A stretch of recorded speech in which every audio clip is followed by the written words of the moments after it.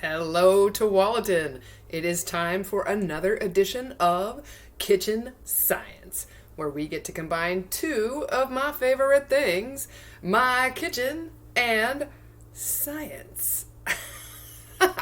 All right, so today is going to be a very exciting day because we are going to make our very own rainbow that we can contain in a glass. How cool is that?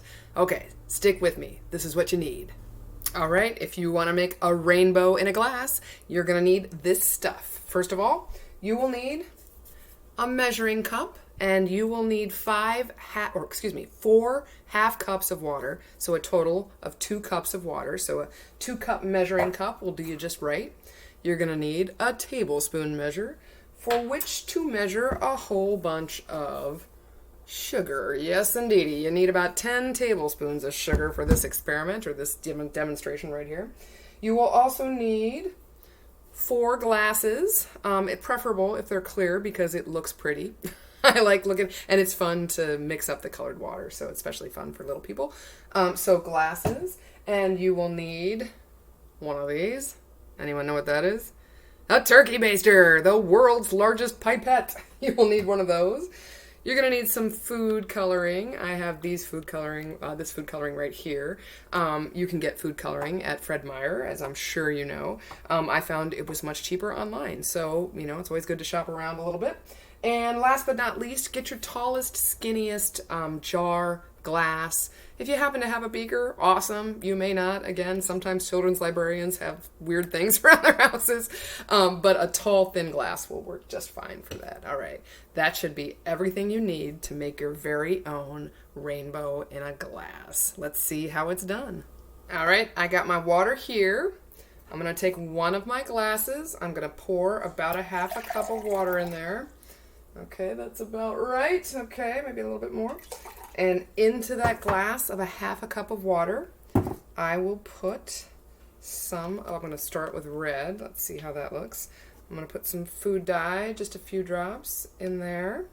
And then I'm going to stir it up. Oh, I forgot to mention, you might need a spoon. Hopefully you have plenty of those on hand.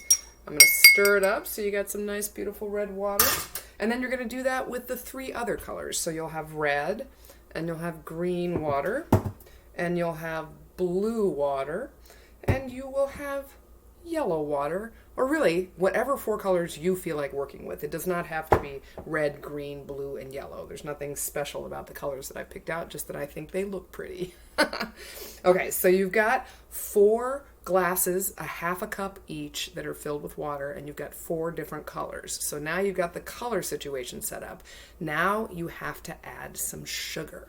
So into each of these glasses, you're going to add a different amount. So your first color, you will just leave completely blank, no sugar at all. Into your second color, actually my second color is going to be yellow. Into your second color, you are going to add 2 tablespoons of sugar. Okay, so get out your 2 tablespoons. 1, 2, and then give that a good stir, and you'll have some sugary yellow water. Okay, into the green, you will add 4 tablespoons of sugar, and you're going to have to stir that up a lot. You want to make sure your water is warm, and if the water gets too cool to dissolve all that sugar, you'll put it in the microwave for a few seconds, maybe 15 seconds to warm it up.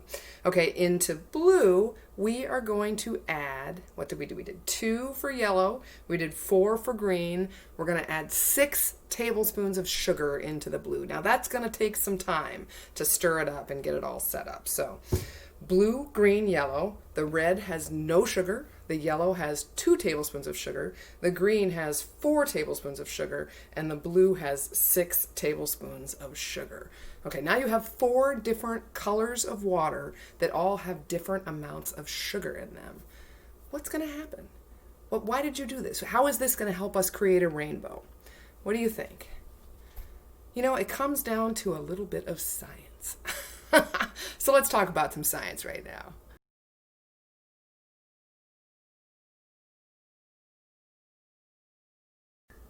All right. It's time for some science. It's time for some science. It's time for some science today. Okay, today we are talking about density. So, what you have done by putting different amounts of sugar into the water is creating different amounts of density in each solution. So, your water that didn't have any sugar in it at all is the least dense. But then you added 2 tablespoons of water to the yellow. So, that's more dense than the red. Then you added 4 to the green, even more dense than the yellow, which was more dense than the red. Then you added 6 tablespoons to the blue, so the blue is the densest of all. So then, now that we have all these waters of different density, we can stack them because some of them are more dense than others, so they will layer on top of each other because the lesser density, the waters that have the least density, are going to want to hang out on top, and the waters that are the most dense are going to want to hang out on the bottom. So let's see if we can make that work and play around a little with density. All right, now it's time to see if we can put science to work, science in action. We're going to start out by taking a draw with our turkey baster of the densest water. So that's going to be the blue that I put 6 tablespoons of sugar into. So with this one, you don't have to worry so much. I'm just going to sploosh it right down there in the bottom. And actually, I can put more in there. I'm going to add a little bit more, actually, because I want it to be nice and blue. Okay, so I've got my blue in the bottom, right? Okay, so between draws, you're going to want to rinse your turkey baster out in just some plain water just to get the extra sugar and stuff out of there. Now we're going to do green, which I put 4 tablespoons of sugar into, right? So this is where it's a tiny bit tricky. I mean, it's not tricky exactly, but you have to be a little bit careful.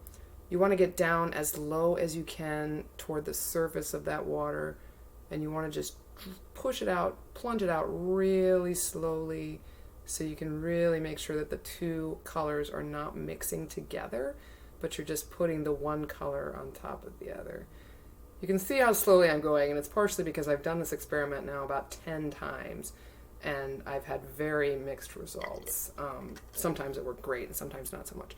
All right, yeah, we're getting some good results right now. I'm pretty excited about this. Sometimes on camera, things don't work out so well.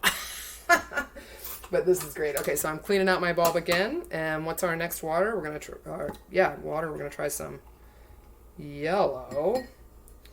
Okay, there's our yellow water. There's our beaker right there. There's some that always just rushes out. But now we're going to try to add that very careful yellow layer to the top while also keeping our green and blue layers intact. Nice. Some pulled out from there. That's okay. And last but not least, what's our last color here? I think we got red to finish out with. So let's get a nice big draw of red and do that same last thing. Okay, so here we go. You can see, and really the trick is just do what I just didn't do. Go as slowly, be as patient as you can, and go as slowly as you can. Check that out. We've got a rainbow in a glass right now. Isn't that cool?